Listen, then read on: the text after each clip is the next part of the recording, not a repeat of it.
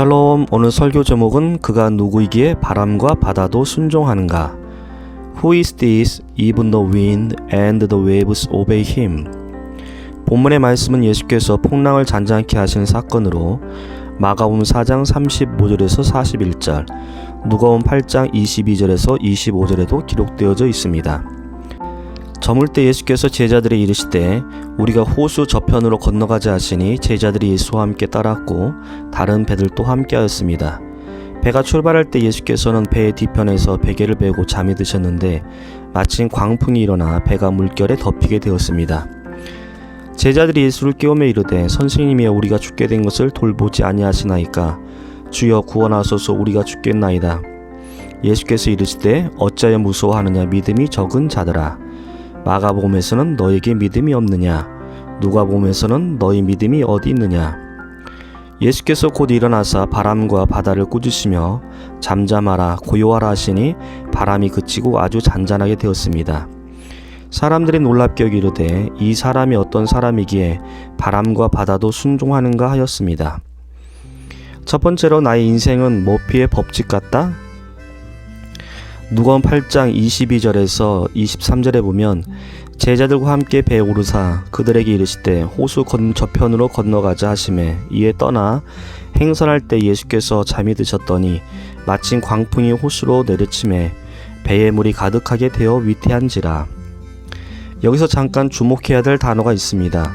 행선할 때에, 즉 배가 출발할 때에 예수께서 잠이 드셨더니 마침 광풍이 호수로 내리치매 배에 물이 가득하게 되어 위태한지라. 우린 다음 같은 질문을 해볼 수 있을 것입니다. 예수께서는 배가 출발하자마자 혼자만 주무시는가? 제자들은 배를 젓고 있는데. 심지어 얄밉게도 배 뒤편에서 베개까지 베고 주무시는가? 또 하필이면 그동안 잔잔했던 호수가 예수께서 주무시자마자 광풍이 일어나는가? 하나님의 아들이요 메시아요 그리스도신 예수와 함께 있는데도 왜 제자들에게 폭풍의 위기, 침몰의 위기, 고난의 위기, 죽음의 위기를 경험하는가? 여러분은 이 상황을 어떻게 생각하십니까? 여러분은 이러한 비슷한 상황을 경험해 본 적이 있습니까? 나만 일하고 나만 애쓰고 나만 고생하고 나만 희생하고 나만 정직하고 나만 땀 흘리고 나만 열심히 기도하고 열심히 말씀대로 살려고 애쓰며 열심히 하나님을 섬기며 살아가고 있는데 왜 내게는 되는 일보다 안 되는 일이 그리도 많은지. 또한 새로운 일이나 새로운 계획, 새로운 다짐을 시작하려고 하면 꼭 엉뚱한 데서 문제들이 터지는 어처구니 없는 황당한 일들을 경험하기도 합니다. 사람들이 흔히 쓰는 말 중에 안 되는 일이 연달아 일어날 때에 머피의 법칙이라는 단어를 사용합니다. 예를 들어서 첫 직장, 첫 출근 날인데 실수로 늦잠을 자버리고 게다가 그날따라 비가 와서 새로 사 입은 옷이 다 젖어버렸고 버스를 탔는데 갑자기 차량 접촉사고가 발생해서 도중에 버스에서 내려야 했고 급하게 지하철역까지 뛰어왔더니만 지하철 고장으로 지연된다는 방송이 흘러나오고 한참을 기다리다가 겨우 지하철을 타고 가는데 깜빡하고 내려야 할 역을 지나쳐 버리고. 우리의 삶 가운데서 이러한 일들을 종종 경험하게 됩니다. 어떤 때는 경미하게 또 어떤 때는 심각하게 경험을 하게 됩니다. 아울러 우리의 신앙생활 가운데서도 마찬가지입니다. 만사형통보다는 만사깡통, 연승행진보다는 연패행진, 백전백승보다는 백전천패만패, 돈벼락보다는 똥벼락을 맞으며 살아가는 삶을 경험하고 있지는 않습니까? 존 칼빈은 다음같이 설명하고 있습니다. 호수를 휩쓴 폭풍은 결코 우연한 것이 아니었다. 왜냐하면 하나님께서 자신의 아들이 이런 풍랑으로 시달리게 그냥 내버려 두실 리가 없기 때문이다. 그러나 예수 그리스도께서는 이 기회를 이용하셔서 당시 자신의 제자들의 믿음이 얼마나 약하고 보잘것없는가 하는 점을 그들에게 보여주고 싶었다.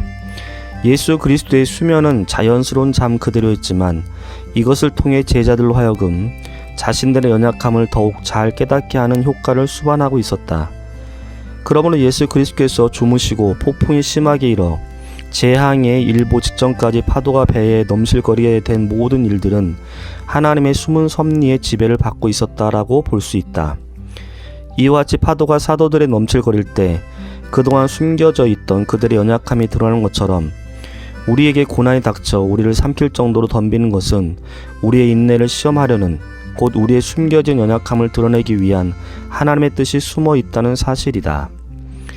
야고보서 1장 2절에서 4절에 보면 내 형제들아 너희가 여러가지 시험을 당하거든 온전히 기쁘게 여겨라. 이는 너희 믿음의 시련이 인내를 만들어내는 줄 너희가 알미라. 인내를 온전히 이루라. 이는 너희를 온전하고 구비하여 조금도 부족함이 없게 하려 함이라. 로마서 5장 3절 4절 우리가 환난 중에도 즐거워하나니 이는 환난은 인내를, 인내는 연단을, 연단은 소망을 이룰 줄 알미로다. 아멘. 두 번째로 주여 우리를 구원하소서. 본문 25절에 제자들이 나와 깨우며 이르되 주여 구원하소서 우리가 죽겠나이다. 마가복음 4장 39절 제자들이 깨우며 이르되 선생님이여 우리가 죽게 된 것을 돌보지 아니하시나이까. 누가복음 8장 24절 제자들이 나와 깨어 이르되 주여 주여 우리가 죽겠나이다. 존 칼빈 주석에서 본문을 다음같이 설명하고 있습니다. 제자들의 이러한 기도는 경건한 기도라고 생각할지 모르겠다. 그들이 당한 재앙 앞에서 예수 그리스도의 구원을 요청하는 일보다 더 잘한 일이 또 무엇이 있겠는가. 그러나 예수 그리스도께서는 그들의 믿음의 부족을 꾸짖고 있는 만큼 우린 그들의 어떤 면에서 죄를 지었는가 하는 점을 살펴보아야 하겠다. 제자들은 자기들의 선생님의 육적인 면에 너무 집착해 있었던 것 같다. 마가복음에서는 선생님이여 우리가 죽게 된 것을 돌보지 아니하시나이까. 누가복음에서는 주여 주여 우리가 죽겠나이다 라며 주무시고 계시는 예수님을 향해 불만과 불평 그리고 당황과 경악을 드러낸다. 사실은 제자들은 예수 그리스도의 신성이 육신의 수면으로 압도되지 않는다는 점을 깨닫고 거기서 위로를 얻어야 옳았다. 그렇지만 제자들에게 위기가 몰아치자 예수께서 잠에서 깨지 않는 한 아무런 가망이 없겠다라는 육신적인 판단에 이른다. 바로 이 점이 예수 그리스도께서 제자들의 믿음의 부족을 꾸짖는 이유이다. 본문 26절에 예수께서 이르시되 어찌하여 무서워하느냐 믿음이 작은 자들아 하시고 You of little faith. 마가복음 4장 40절 이에 제자들이 이르시되 어찌 이렇게 무서워하느냐 너희 어찌 믿음이 없느냐 하시니 Do you still have no faith? 누가복음 8장 25절 제자들이 이르시되 너희 믿음이 어디 있느냐 하시니 Where is your faith? 이어서 존 칼빈은 그들이 예수 그리스도의 신령한 능력을 확신하고 당황하거나 불평하지 않고 도움을 구했더라면 예수 그리스도께 청한 도움, 즉 주여 우리를 구원하소서라는 부르짖음은 좋은 믿음에 대한 증거가 되었을 것이다 라고 말하고 있습니다. 화란 개혁주의 주석가 세아클레 흐레이다이너스는 이러한 제자들의 믿음에 대해 다음과 같이 말하고 있습니다. 제자들에게는 분명히 믿음도 있었다. 그들은 예수가 깨어 계시기만 한다면 자신들을 보호해 주실 것을 믿었다. 그러나 예수께서 주무시는 고로 그렇게 하실 수 없을 것이라고 생각했다. 이렇듯 제자들에게는 신앙이 있는 동시에 불신앙이 있었다. 구약 성경에서도 하나님의 능력을 무시한 예로 광야 생활 중에 있었던 이스라엘 백성들을 들 수 있습니다.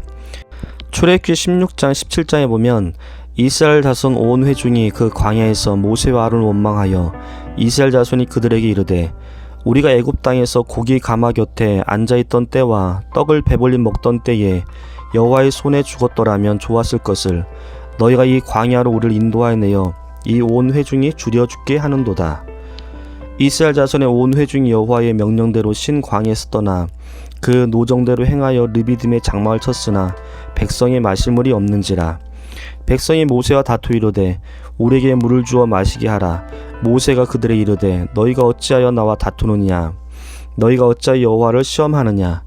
거기서 백성이 목이 말라 물을 찾으매 그들이 모세에게 대하여 원망하여 이르되 당신이 어찌하여 우리를 애굽에서 인도해 내어서 우리와 우리 자녀와 우리 가축에 목말라 죽게 하느냐. 하나님께서는 하나님을 향한 육신적인 시각을 가지고 있었던 불신앙적인 이스라엘 백성들에게 하나님의 능력이 어떠한지를 선포하십니다. 민수기 11장 23절 여호와께서 모세에게 이르시되 여호와의 손이 짧으냐. 이사야서 59장 1절 여호와의 손이 짧아 구원하지 못하심도 아니요 귀가 둔하여 듣지 못하심도 아니라.